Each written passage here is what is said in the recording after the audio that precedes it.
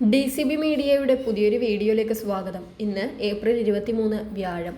ഇന്നും തുടർന്നു വരുന്ന ദിവസങ്ങളിലും നിങ്ങൾ അറിഞ്ഞിരിക്കേണ്ട പ്രധാനപ്പെട്ട വാർത്താ അപ്ഡേറ്റുകളാണ് ഷെയർ ചെയ്യുന്നത്. ചാനൽ ആദ്യമായി കാണുന്നവർ സബ്സ്ക്രൈബ് ചെയ്യുക, വീഡിയോ ഇഷ്ടമായാൽ ലൈക്ക് ചെയ്യുക, ഫേസ്ബുക്കിൽ കാണുന്നവർ പേജ് ഫോളോ കൂടി ചെയ്യുക. ആദ്യത്തെ അറിയിപ്പ്, സംസ്ഥാന സിലബസ് ഉള്ള സ്കൂളുകളിൽ 2026-27 അധ്യയന വർഷം എല്ലാ ക്ലാസുകളിലേക്കുമുള്ള പ്രവേശനം മെയ് 2 ആരംഭിക്കും. ജൂൺ 1 പ്രവേശനോത്സവത്തോടെ ക്ലാസ് തുടങ്ങും. വിദ്യാഭ്യാസാവകാശ നിയമപ്രകാരം 1ാം ക്ലാസ് പ്രവേശനത്തിന് കേന്ദ്ര സർക്കാർ നിശ്ചയിച്ച കുറഞ്ഞ പ്രായപരിധി 6 വയസ്സാണ്. എന്നാൽ സംസ്ഥാനത്ത് കേരള വിദ്യാഭ്യാസ ചട്ടം പ്രകാരം പ്രായപരിധി 5 വയസ്സായി 2026-27 അധ്യയന വർഷത്തോടുകൂടി തുടരുമെന്ന് പൊതുവിദ്യാഭ്യാസ വകുപ്പ് വ്യക്തമാക്കിയിട്ടുണ്ട്. അടുത്ത അറിയിപ്പ്, സംസ്ഥാനത്ത് സ്വർണ്ണവില വീണ്ടും കുറഞ്ഞിരിക്കുകയാണ്. പവന് 800 രൂപയാണ് കുറഞ്ഞത്. 1,12,600 രൂപയാണ് 1 പവൻ സ്വർണത്തിന്റെ വില. ഗ്രാമിന് ആനുപാതികമായി 110 രൂപയാണ് കുറഞ്ഞത്. 14,075 രൂപയാണ് 1 ഗ്രാം സ്വർണത്തിന്റെ ഇന്നത്തെ വില. അടുത്തറിയിപ്പ്, ആഘോഷങ്ങൾക്കും മറ്റും ഹരം പകരാൻ നിയമവിരുദ്ധമായി രൂപമാറ്റം വരുത്തിയ DJ വാഹനങ്ങൾക്കെതിരെ കേരള മോട്ടോർ വാഹന വകുപ്പ് ശക്തമായ നടപടികളാണ് സ്വീകരിച്ചു വരുന്നത്. ഇത്തരം വാഹനങ്ങളിൽ അനുവദനീയമായതിലും കൂടുതൽ അളവിൽ ഉച്ചഭാഷിണികളും തീവ്രമായ ലേസർ ലൈറ്റുകളും ജനറേറ്ററുകളും ഘടിപ്പിക്കുന്നത് ശ്രദ്ധയിൽപ്പെട്ടതിനെ തുടർന്നാണിത്.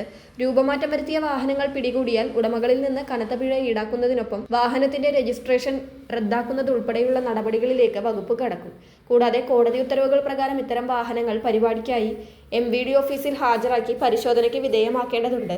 ഇത്തരം അനധികൃത സംവിധാനങ്ങൾ റോഡിലെ മറ്റ് യാത്രക്കാരുടെ ശ്രദ്ധ തിരിക്കാനും അപകടങ്ങൾക്കും കാരണമാകുന്നതിനാലാണ് പോലീസ് സേനയുടെ കൂടി സഹകരണത്തോടെ എൻഫോഴ്സ്മെന്റ് വിഭാഗം പരിശോധനകൾ ഊർജിതമാക്കിയിരിക്കുന്നത്.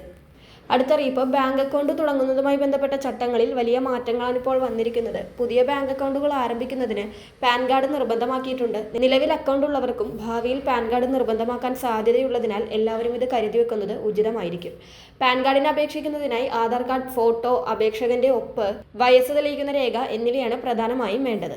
സാമ്പത്തിക ഇടപാടുകൾ സുഗമമാക്കുന്നതിനും ബാങ്കിംഗ് സേവനങ്ങൾ തടസ്സമില്ലാതെ ലഭിക്കുന്നതിനും പാൻ കാർഡ് ആധാറുമായി ബന്ധിപ്പിക്കേണ്ടത് അത്യാവശ്യമാണ്.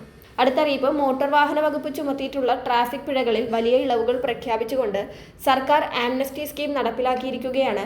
2024 ഡിസംബർ 31 മുൻപായി രേഖപ്പെടുത്തിയിട്ടുള്ള ചലാനുകൾക്കാണ് പിഴത്തുകയുടെ 50% ഇളവ് അനുവദിച്ചിരിക്കുന്നത്. ഈ ആനുകൂല്യം ലഭിക്കുന്നതിനായി വാഹന ഉടമകൾ 2026 ഏപ്രിൽ 30 പിഴത്തുക അടച്ചു തീർക്കേണ്ടതുണ്ട്. ഓൺലൈൻ പോർട്ടൽ വഴി വാഹനത്തിന്റെ നമ്പറും ചേസിസ് നമ്പറും നൽകി ചലാൻ വിവരങ്ങൾ പരിശോധിക്കാവുന്നതാണ്. എന്നാൽ കോടതിയിലേക്ക് കൈമാറപ്പെട്ട ചലാനുകൾക്ക് ഈ ഇളവ് ലഭിക്കണമെങ്കിൽ ബന്ധപ്പെട്ട RTO ഓഫീസുമായോ പോലീസ് സ്റ്റേഷനുമായോ നേരിട്ട് ബന്ധപ്പെട്ട് നടപടികൾ പൂർത്തിയാക്കേണ്ടതുണ്ട്. പിഴകൾ കുടിശ്ശികയായി കിടക്കുന്ന വാഹന ഉടമകൾക്ക് നിയമ നടപടികളിൽ നിന്ന് ഒഴിവാകാനും കുറഞ്ഞ ചിലവിൽ ബാധ്യതകൾ തീർക്കാനുമുള്ള മികച്ച അവസരമാണിത്. വളരെ പ്രധാനപ്പെട്ട ഈ വാർത്താ അപ്ഡേറ്റുകൾ മറ്റുള്ളവർക്ക് കൂടി ഷെയർ ചെയ്യുക.